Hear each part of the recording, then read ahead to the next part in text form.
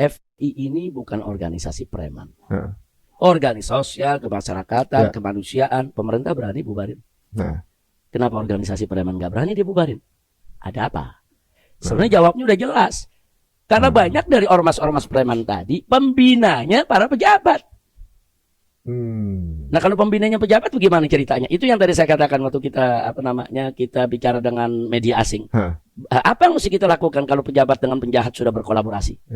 Mereka saling memanfaatkan satu sama lainnya, saling melindungi. Nah, mestinya ormas-ormas yang memang sudah terbukti melakukan pemerasan, melakukan intimidasi dan teror, kalau masih berupa oknum itu tangkap, berikan peringatan kepada ormasnya. Tapi kalau itu sudah sistematis, struktural, memang ormasnya seperti itu di berbagai daerah, ya bubarkan.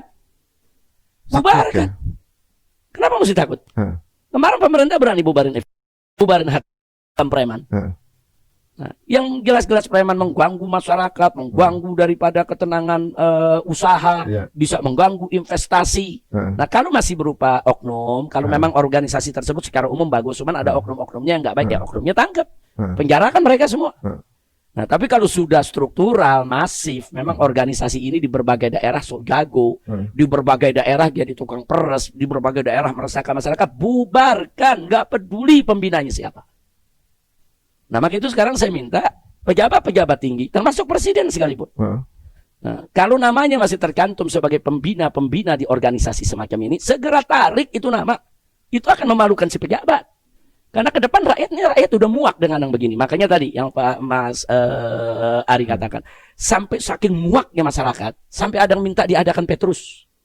Itu kan menunjukkan masyarakat udah muak. Walaupun saya pribadi nggak setuju. Dalam konteks agama juga Petrus itu bukan jalan keluar. Justru Petrus itu juga pelanggaran HAM.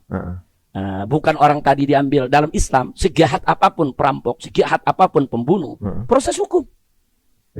Proses hukum, ada hukumnya. Kalau memang harus dihukum mati, hukum mati lewat putusan pengadilan. Bukan hukum mati lewat main hakim sendiri. Kecuali kalau rampok-rampok tadi umpamanya menggunakan senjata, adu tembak dengan aparat, kemudian tertembak mati, ya aparat nggak salah. Kalau memang perampok-perampok seperti itu. Tapi kalau perampok tadi masih bisa dilumpuhkan, kan nggak boleh dibunuh. Dilumpuhkan, diproses hukum, dihukum mati lewat proses hukum yang ada. Jadi nggak ada jalan keluar. Kalau Petrus bukan jalan keluar, Petrus itu pelanggaran HAM. Sekali lagi saya sampaikan, Petrus itu pelanggaran HAM, tidak boleh kita ulangi. Yang sudah terjadi sudahlah, tapi ke depan jangan sekali-kali kita ulangi.